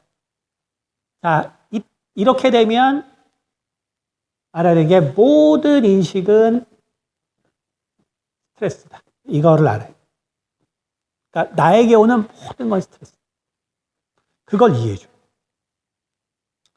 그러니까 우리는 자꾸 자녀나 뭐 부인이나 남편에게, 특히 일반적으로 뭐 자녀랑 부인이 이거 조금만 뭐 내가 잘못했어. 내가 뭐 이거 조금만 노력할게. 이제는 다시는 안 그럴게. 이제 뭐 이제 일이 터지니까 뭐 그런데 그런 남편도 잘 없어요. 그냥 이혼하고 말지. 근데 어쨌든 뭔가를 이제 막 노력을 한단 말이에요. 노력을 하는데 인식장애가 이미 생겼다는 거를 이해해야 돼요. 인식장애가 이미 생겼다. 인식장애라는 건 뭐냐면 뭐 내가 지금 뭘 반성하고 뭘 하고 그게 다 스트레스예요. 왜? 이 사람은 반성이 안 돼. 이거 이미 결론 난 거거든요. 그러니까 지금 말하는 건 뭐예요? 그냥 회유일 뿐이에요, 회유. 이미 이거 결론 다 난 거예요. 그러니까 이미 정신 이상 질환으로 들어가면 뭐 반성이고 뭐고 뭐 필요 없어요. 모든 그냥 남편이 얘기하는 모든 건 스트레스. 그 다음에 이제 부모가 얘기하는 모든 건 스트레스. 그냥 얘기하는 대로 스트레스. 근데 이제 그걸 모르고 어때요? 계속 얘기하죠. 이렇게, 이렇게 하면 될까? 저렇게 하면 될까? 계속 얘기해요. 그래서 이제 거기 나온 것처럼 충조 평판이 필요가 없다. 그래서 충고, 조언, 평가, 판단. 그냥 제로로 가요. 이미 이렇게 됐으면 제로로 가고, 왜 인식장애 생겼기 때문에. 요 부분을 몰라요. 그래서 이제 아이가 괜찮아지면, 마음을 놓죠. 아니, 그냥 이 반복이 그냥 되는 것 뿐이에요. 그리고 아이가 지금 괜찮아졌으면, 그렇죠? 다시 괜찮아졌어요. 내가 말을 하니까 괜찮아진 것 같아요. 다음에는 더 사실 심해져요. 이미 정신질환이 시작됐으면 내가 아무리 좋은 얘기를 해도 실은 더 정신적으로 문제가 있어요. 그러니까 여러분들이 일반적으로 그런 것 같지 않은데 그거는 왜냐하면 주로 정신 이상자들을 만났기 때문에. 정신 이상. 그러니까 아직은 회복할 수 있는 사람. 회복할 수 있는 사람. 그러니까 이제 사실 정신질환으로 가면 그래서 얘기가 되게 많이 달라져요. 얘기가 엄청나게 많이 달라져요. 그러면 정신질환으로 왔다. 뭘로 알 수 있냐? 물론 뭐 외형적으로도 알 수 있지만 아까 말한 것처럼 결국 자살 시도를 하게 된다면 확실한 정신질환으로 이제 들어간 거예요. 들어간.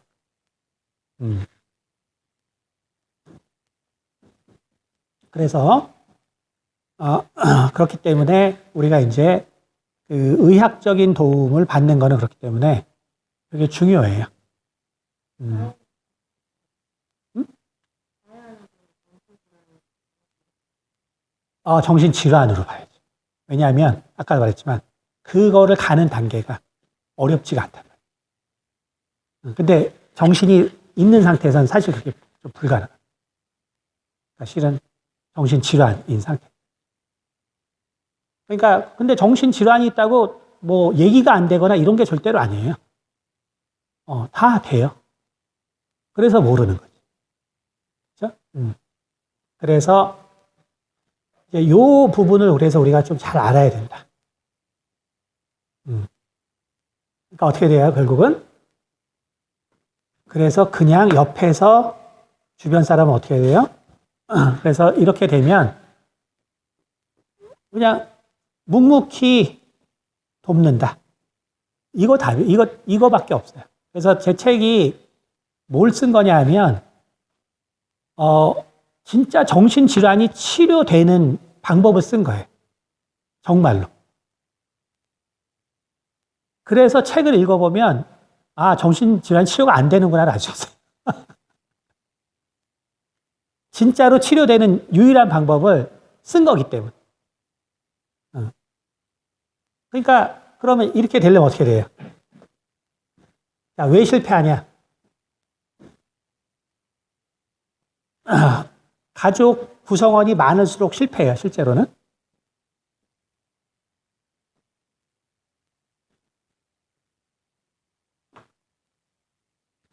그래서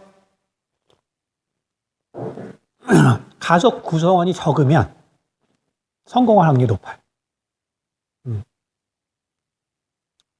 근데 이제 가족 구성원이 많으면, 얘는 지금 정신적 문제가 있어요. 자, 1번, 2번 자녀예요. 3번, 4번. 많아질수록 부모가, 이 아이들은, 형제들은 부모랑 같지 않아요. 부모랑 같지 않아요. 부모랑 같지 않기 때문에 이 아이들한테 오는 이 상처를 막을 수가 없어요. 막을 수가. 그러니까 결국은 부모가 아무리 노력을 해도 이 자녀들은 이 정신질환 얘를 어떻게 보겠어요? 대부분이, 상담해보니까 저는 많이 해봐서요. 대부분이 부모를 괴롭히는 형제로 봐요. 사지, 근데 뭐예요? 사지 멀쩡한데 부모를 괴롭히는 형제로 봐요. 그러니까 당연한 거지만 이거 많을수록 성공하는 사람들 보면요. 실제로 그냥 뭐 둘이 있어도 뭐 하나가 뭐 딴 데 살거나 뭐 이미 출가했거나 이렇게 주로 하나. 정말 많아야 둘이지. 이게 사실은 많을수록 힘들어요. 그렇게 될 수밖에. 그래서 결국은 누군가는 이 정신질환이 있는 이 형제자매를 원망하게 되고, 그러면 어떻게 돼요? 자기도 서서히 정신병을 얻어가요. 아주 얻어가요. 그래서 결국 어떻게 되냐면 사람에 대한 평가들이 나빠지죠. 어쩔 수 없죠. 근데 보통 어때냐면 정신질환자들은 제가 지금 말하지만 머리가 좋거든.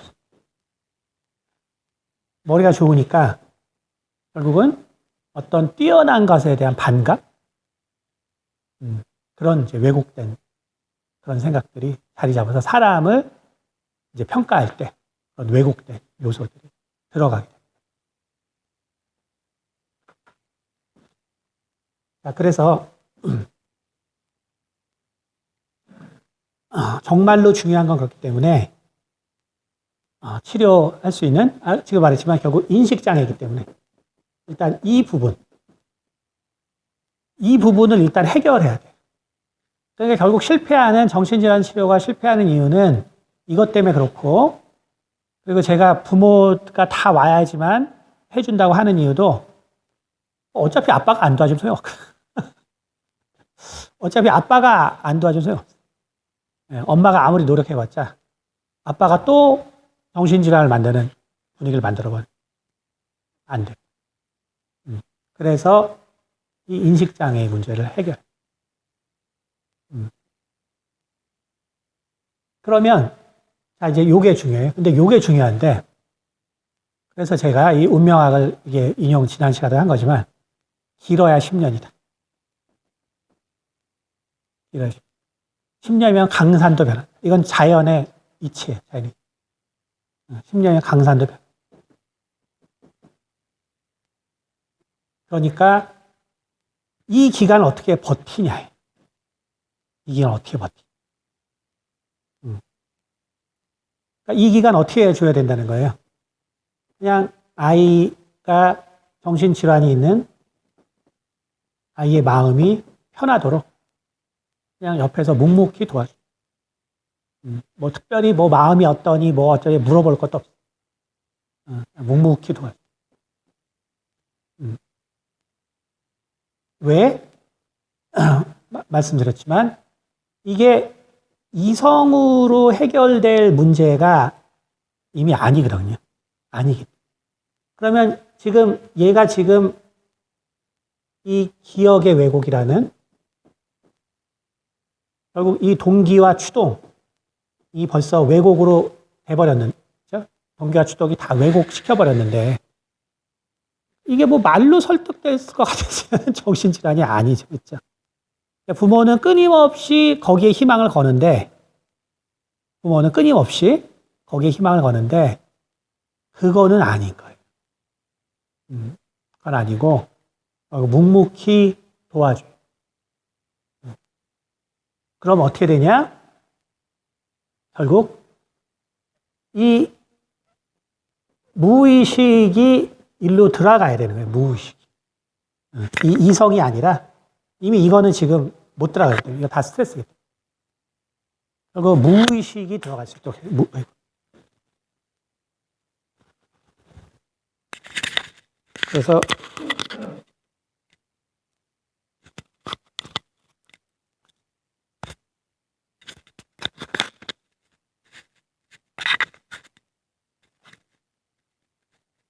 그래서 무의식이 일로 들어갈 수 있도록 해야 돼. 잘 들리나요? 괜찮아요? 네, 무의식. 그렇기 때문에 우리가 이 프로이드 이론의 진짜 중요한 개념은 무의식의 개념을 그가 생각해냈다는 거예요. 진짜 대단한 거예요. 무의식의 개념 생각. 왜냐하면 우리는 이 서구의 기독교 신앙과는 뭐냐면 하나님이 우리를 만들었기 때문에 거기에 모든 어떤 생각이 다 있다고 생각을 했고 또 철학도 그렇게 진행돼요. 그렇기 때문에 무의식이 있다는 거를 사실 생각을 못했어요. 근데 프로이드가 정말 이렇게 했으니까 과학자들이 오늘날 세타파, 델타파가 진짜로 그렇게 있다는 걸 알았죠. 프로이드가 이런 얘기 안 했으면 뭐 누가 그걸 관심을 가졌겠어요. 실제로 이게 있는 일. 그러니까 결국은 무의식으로 여기를 접근했더라. 무의식. 그래서 결국은 여기서 이제 동기와 추동이 다시 제대로 돌아갈 수 있도록. 그래서 이 기억의 재해석을 할 수 있도록 도와줘야 돼. 결국은 치료의 핵심은 이제 여기 있어요. 사실 뭐 다른 데 표현 장애나 뭐 이런 거. 그러니까 우리가 표현 장애는 뭐예요? 이거는 다 사랑을 얻기 위한 거거든요. 다음 주에 또 하지만 그냥 사랑을 우리가 더 얻기 위한 방법이에요. 표현 장애. 그러니까 지난 시간에 말한 것처럼 틱을 한다. 뭐 입술을 깨문다. 뭐 손을 뭐 한다. 이게 뭐냐면 그러면서 뭔가 만족을 얻거든.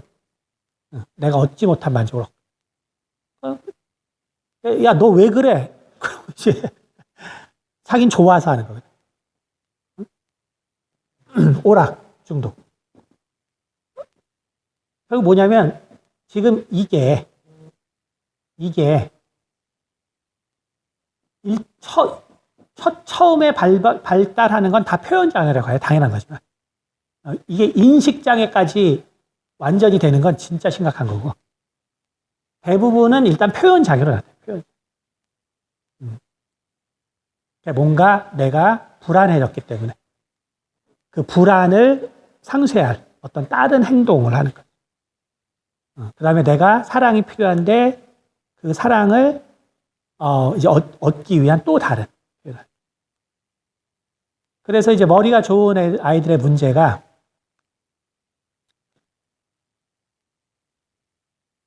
일단 그래서 머리를 안 써야 돼요. 일단 안 써야 돼. 왜? 그게 생각 때문에 생각이 막 지금 이게 매 돌아서 그런 건데. 그렇죠? 생각이 계속 돌아서. 왜곡돼서 지금 계속. 그런데 어떻게 되냐면은 사랑을 내가 받고 싶기 때문에 내가 어디선가 인정을 내가 그래도 받아야겠다. 그러니까 나도 여기를 조금 빨리 이거를 부모님이 그래도 저렇게 얘기해 주니까 뭘 하니까 그러니까 뭔가를 하려고 노력을 하다가 안 되는 거예요. 노력을 하다. 여러분, 제가 여학교에서 있어서 그렇지만 정말 이 훌륭하신 그 정말 여자 교수님들 보면 30대 중반, 후반부터 공부하신 분들 많아요. 그래도 다 남자보다 더 잘해요. 하고 싶을 때 시작하면 더 잘해요. 그러니까 인생의 10년 애가 아무것도 안 하고 지낸다. 문제 없어요. No problem. 얘가 10년 동안 아무것도 안 한다고 머리 안 나빠져. 타고난 머리 안 나빠져. 10년이 지나면 강산이 변해. 나에게 안 좋았던 이 모든 어떤 에너지의 흐름도 바뀌어. 10년이 바뀌어요. 그러니까 절대로 여러분 우리 인생 살아봐서 알지만 10년은 길지도 않아요. 그러니까 뭐 애가 이것 때문에 무능해질까 뭐 할까 그러지 말고 그냥 10년 동안 그냥 행복하게 편하게 살자. 편하게 살자. 그렇게 해. 그래서 무의식으로 이거는 뭐 제 책에도 나오지만 실제 이제 우울증을 극복한 사람들의 책들이 많이 나와 있어요. 그러니까 다 똑같아요, 결론은. 옆에서 그냥 죽치고 도와준 거예요, 죽치고 도와준 거예요. 그거밖에 없어요. 그러니까 어느 날 벗어나죠, 어느 날. 자, 그런데 이제 우리는 이제 결국은 하나님을 의지하기 때문에, 그렇죠? 하나님을. 그래서 실제적으로 제가 말씀드리지만 그래서 찬송가, 복음송가, 그 다음에 성경 말씀 낮게 틀어놓는. 그러니까 이거를 들리게 틀어놓을 필요가 없어요. 낮게 틀어놓는. 낮게. 왜? 그것도 생각해서 그 말씀이 뭔가 하면 그 정신이 또 그냥 아무 생각 없이 혹은 아무 생각 없이 그냥 쓰는 거. 이런 부분들이 왜 결국 그렇게 되냐? 결국은 이제 제 책에서 써놨지만 제가 정신질환의 그 영적인 부분은 제가 책에 안 써놨다 그랬죠. 다루지 않는다고 했죠. 그 왜 안 다루냐? 그럼 이거는 정신병이 아니라서 그러냐? 다시 말하면 악한 영들의 방해가 없어서 안 쓴 것이냐? 아니라는 거죠. 당연히 영적 방해가 있죠. 있죠. 있는데, 그런데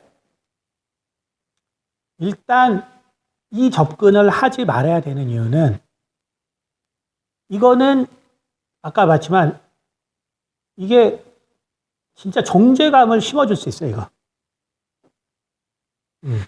진짜로 정죄감. 내가 진짜 영적으로 이렇게 돼서 이렇게 된 거구나.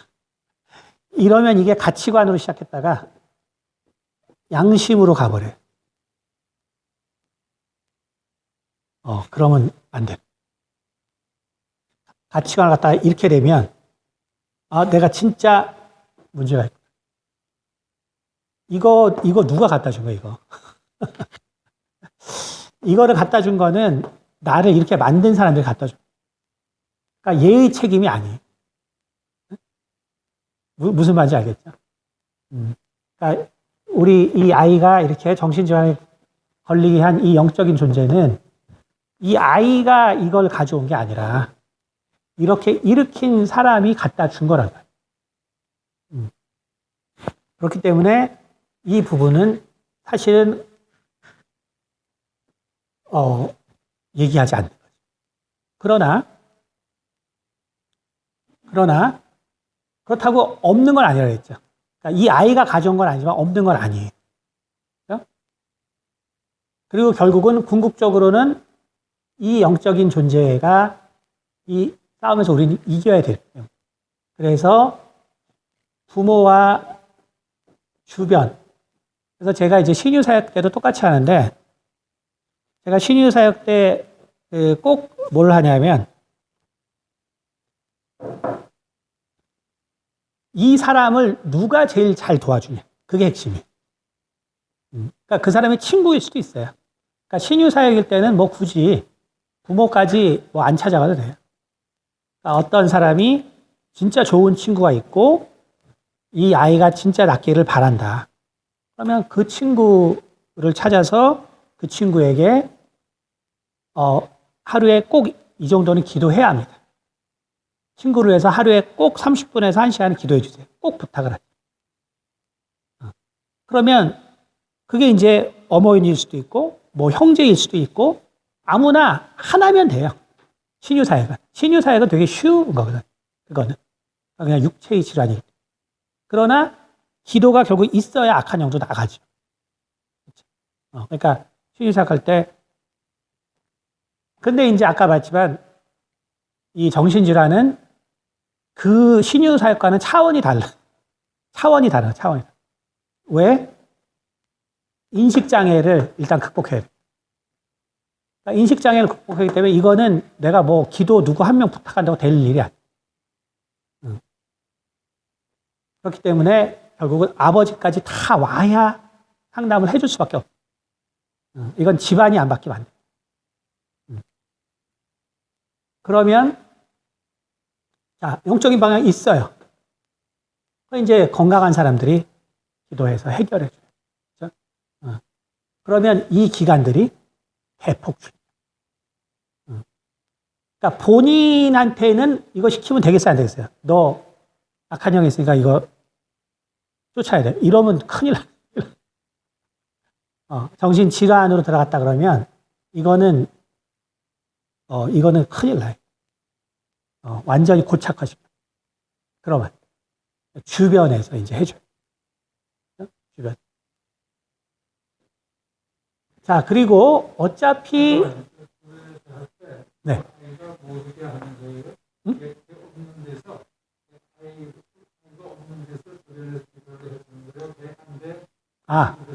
상태에 따라 약간 틀린데 사실은 가능한 한 아이가 없는 곳에서 안 보는 곳에 하는 게 더 좋겠죠.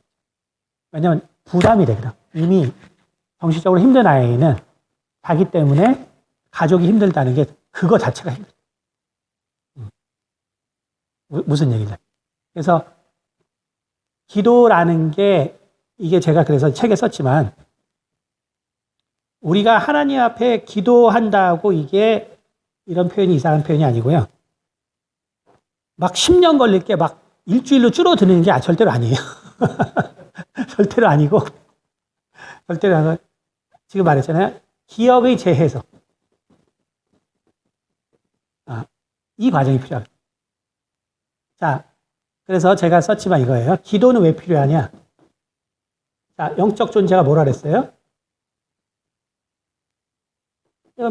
영적인 존재는 병을 일으키는 요소예요. 요소인데 육체는 자, 귀신이 어딘가 거했어요. 어디 거했어요? 자, 기도하고 축사했어요. 그러면 이거 빠르면 사실 몇십 분에도 저는 한 2, 30년씩 두통, 척추 이런 거 있던 사람 그냥 몇 분이면 다 정상으로 돌아요. 저는 그런 거 하도 많이 경험해요. 그러니까 이런 거는 그렇게 해도 빨리 돌아요.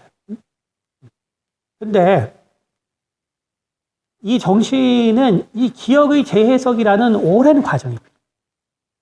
기억의 재해석이라는 오랜 과정. 이게 필요해요. 그러니까 자, 이 왜 기도가 필요하냐? 얘가 떠나가야 되기 때문에. 일단 이걸 일으켰던 영적 존재가 떠나가야죠. 그러니까 기도는 필요한 거예요. 자, 근데 이제 이게 떠나가도 문제는 뭐예요? 이 기억의 재해석 과정이 필요하다. 왜곡된 기억. 그러니까 자꾸 정신질환을 영적인 문제로 파악했다면 큰일 나는 거예요. 정신질환은 부모 혹은 자녀 혹은 직장 상사 내가 누군가에게 한 10년은 당한 거예요. 무슨 말인지 아세요? 내가 한 10년은 줄기차게 당한 거예요. 근데 기도로 끝내겠다. 이건 너무 이기적이지. 우리가 생각해 너무 이기적인 거 아니에요? 육체랑은 본질적으로 다름. 내 기억이 너무나 왜곡된 거예요. 그렇기 때문에 귀신이 떠났어요. 그러나 이 재해석을 위해서는 내가 누군가에게 받은 이 상처를 다시 무의식에서부터 다 치유할 시간이 필요해요. 무슨 얘기인지 알겠죠? 자, 그렇기 때문에 이제 정리하면 오늘 시간 정리하면 그래서 일반적으로 처음에는 표현 장애가 나타나는데 이제 그 표현 장애만 해도 사실은 우리가 극복할 수 있는 예가 되게 많이 있어요. 표현. 그러나 이제 인식 장애로 들어오게 되면 이때부터는 이제 진정한 정신질환이 되는 것이고 이때는 다른 수가 없이 그냥 10년을 딱 잡고 그냥 도와줘. 아무 말 하지 말고 도와줘. 그래서 무의식을 치료해야 돼. 그리고 우리가 말씀과 또 찬양을 결국 그래서 가능한 가사가 들릴 때는 하여간 작게 하는 거죠. 그 말이 생각나면 그때부터 또 생각이 시작돼서 나는 하나님의 자녀인데 왜 이랬지? 이래버리면 안 되는. 무의식으로 말씀이 들어요. 무의식으로. 그래서 이게 이제 제가 이런 과학적 사실들이 그래서 중요한 거예요. 그러니까 우리가 프로이드가 무의식으로 이렇게 한다고 했을 때 사실 또 한동안은 야, 무의식이 어딨냐? 또 한동안 또 그랬어요. 그러다가 이제 뇌인지각이 발달하면서 실제로 이게 다른 이런 시기가 있구나. 라는 것들을 과학자들이 이제 알게 되고 그리고 실제로 이제 무의식이라는 것을 과학은 뭐라고 하냐면 저장된 정보인데 어딘가는 뇌에 있겠죠. 근데 뭐냐면은 이성으로 접근할 수 없는 할 수 없는 정보라고 해요. 어딘가 저장이 돼 있긴 있는 것 같은데 내가 이성적으로 뭔가를 찾으려고 할 때 우리는 찾아낼 수 있거든요. 램이 있기 때문에 기억한 걸 끌어낼 수 있어요. 근데 이게 그 방법으로는 안 돼. 이성으로는 안 돼. 그런 것을 현재는 이제 그래서 이게 무슨 어떤 이제 과학자들은 뭐 에너지니 보이지 않는 뭐니 이런 말 되게 싫어하거든요. 과학자들. 무조건 실체가 있어야 되거든요. 그래서 이제 저장됐긴 했는데 이제 우리가 이성적으로 끌어낼 수 없는 어떤 정보들일 것 같다. 이렇게 얘기를. 그래서 네, 그 책에 나와 있지만 그러니까 무의식과 잠재의식은 이제 의식은 차이가 있는데 그래서 이 잠재의식은 사실은 이제 일종의 이제 그 파로 하면 이제 세타파에 해당하겠죠. 세타파. 여기가 이제 알파고 여기가 이제 델타. 그다음에 이제 그렇게 되면 잠재의식이란 거는 자 우리가 아이가 성장을 한다고 쳐봐요. 그런데 문제는 뭐냐면 이 언어가 형성이 돼야 정확하게 말하면 잠재의식과 의식이 만들어져요. 언어가. 쉽게 말해서 이 이미지로 기억하는 아이들은 아주 드물게 있지만 뱃속에 있을 때도 알아요. 아주 드물게 그런 애들. 그러니까 걔는 좀 별종이죠. 그래서 자기가 태어난 것도 기억을 하는 애들. 아주 드물어요. 근데 실제로 있어요. 애들이. 근데 대부분의 아이들은 그렇지 않고 사실 그런 아이들은 거의 10만 명, 100만 명 중에 거의 드물고요. 대부분은 이제 언어가 생겨요. 그래서 언어가 생겼는데 이제 예를 들어서 이런 거예요. 내가 오늘 여기 딱 왔다. 그러면 제가 이제 여기 앞에 있는 사람들 우리 왔네. 이건 의식이죠. 근데 집에 돌아가서 누가 해서 꺼낼 수 있으면 잠재의식. 꺼낼 수 있어. 그러니까 저장은 돼 있어요. 왜? 내가 언어가 있기 때문에 이게 구별은 되는 거예요. 근데 꺼낼 수는 있는데 굳이 안 꺼내도 되는 거예요. 그러면 훨씬 더 에너지 효율이 높아지기 때문에 그래서 우리가 뭐예요? 자동차 운전면허 이런 거 할 때 그때 굳이 안 꺼내잖아요. 괜히 브레이크가 어디지 했다가 사고 그냥 가만 놔두면 사고 안 나는데 브레이크가 어디지? 잠재의식에서 꺼내면 사고 나. 그래서 잠재의식은 결국은 이제 감각의식과 연결되어 있기 때문에 오히려 가만 놔두면 타자를 칠 때, 밤에 저도 일할 때 그냥 치지 틀리더라도 아이씨 기억이 어디 있어 이제 이러기 시작하면 그 다음 더 안 쳐져. 안 보면 다 치거든요. 틀려도 다시 지우고 합니다. 근데 그 손 배열이 끝나버리면 망쳐버리면 안 돼. 그렇죠? 다 잠재. 근데 그거는 의식으로 만드는 기억. 의식으로 일단 들어온 거예요.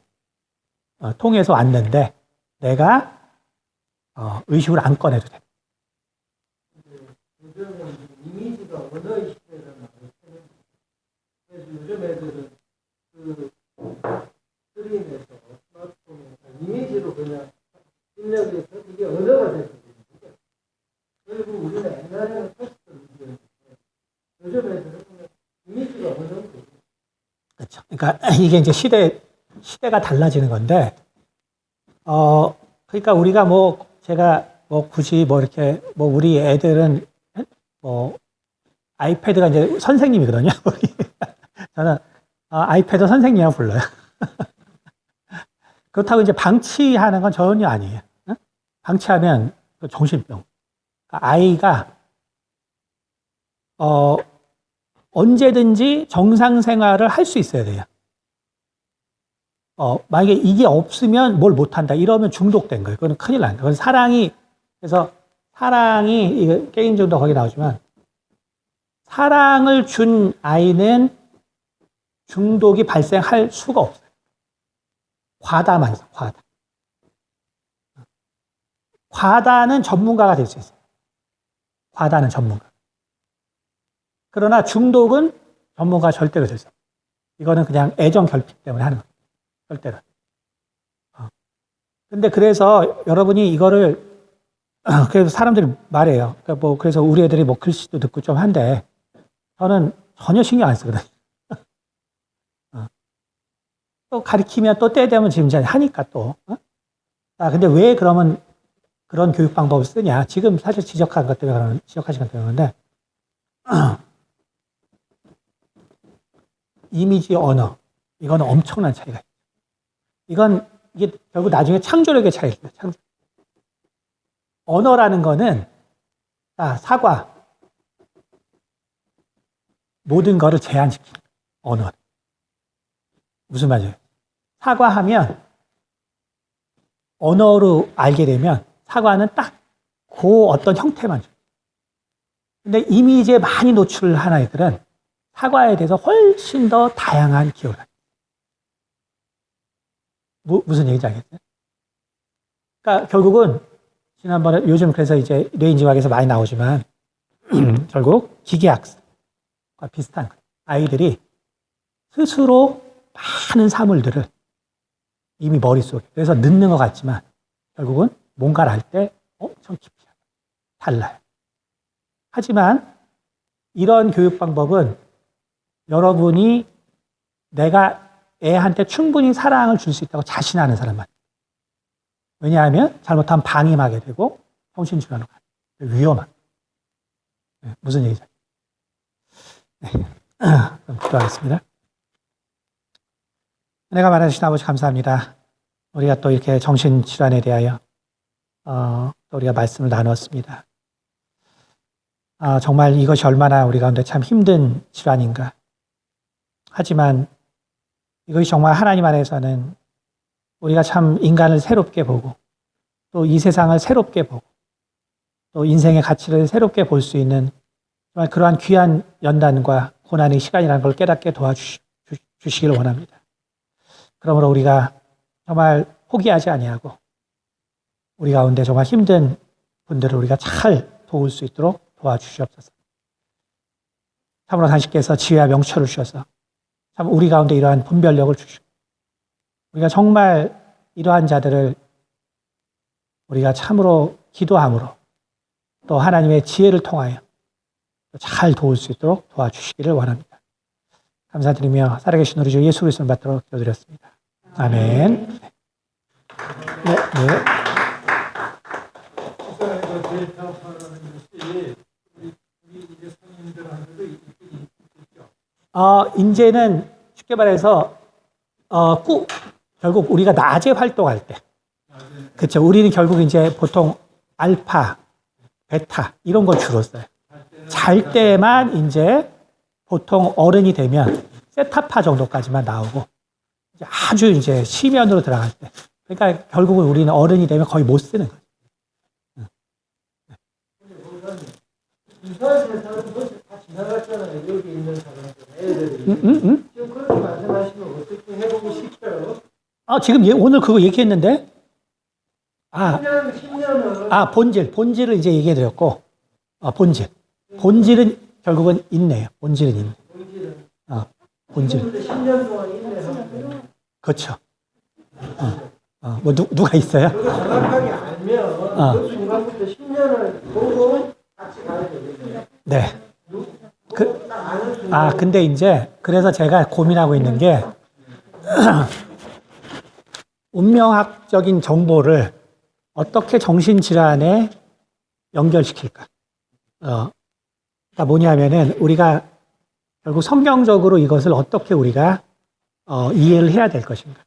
이런 부분들이 사실 존재해요. 그러면 그게 왜 그러냐면 결국 우리가 서로의 다름을 이해한다는 게 되게 중요하거든요. 그리고 제가 지금 이 상태에서 왜 저렇게 행동할 수 없는가? 그럼 그것이 우리의 대하고 또 이해하고 상호 교류하는 데 훨씬 더 이 회복에 도움을 줘요. 그래서 대학 영화가 잠재의식 속에 들어가는 영화들이 많더라고요. 맞아요. 그러면 잠재의식 속에 들어가서 원인을 찾으면 그 영화의 본질은. 네네. 그러면 10년은 인간이 보는 이 세상의 10년인데 사실은 영적으로 보면 그 10년의 문제를 회복을 한다. 거기에 같이 가가 이렇게 원인을 못 찾아서 사실은 문제였지. 문제를 찾는 순간은 같이 가서 회복을 하는데 리스크는 있지만 그거를 원인을 터치하니까 회복이 되더라. 그 영화들이 몇 개들이 있더라고요. 영화들 있죠. 영화들이 있는데 네. 이제 결국 그거는 또 다른 사실 과학의 어떤 맹신 같은 거예요. 사실은. 남들. 그런 거예요. 왜냐하면 지금 말한 것처럼 결국 원인은 관계에 있거든요.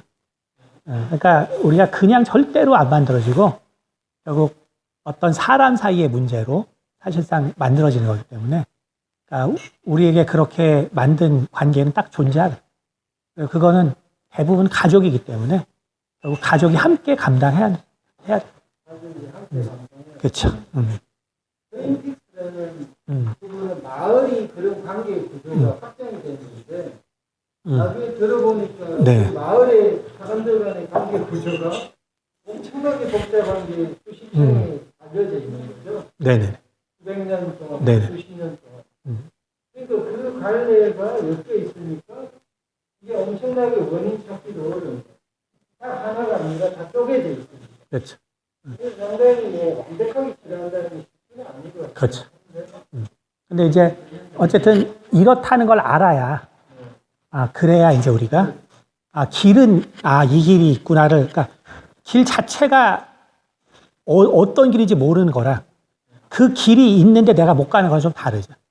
그러니까 이거는 그냥 정말 길을 경험을 통해서 얘기해요. 에센스가 밝히. 그렇죠. 그렇죠. 알겠습니다. 아유, 감사합니다. 네네네. 엄청난 일이.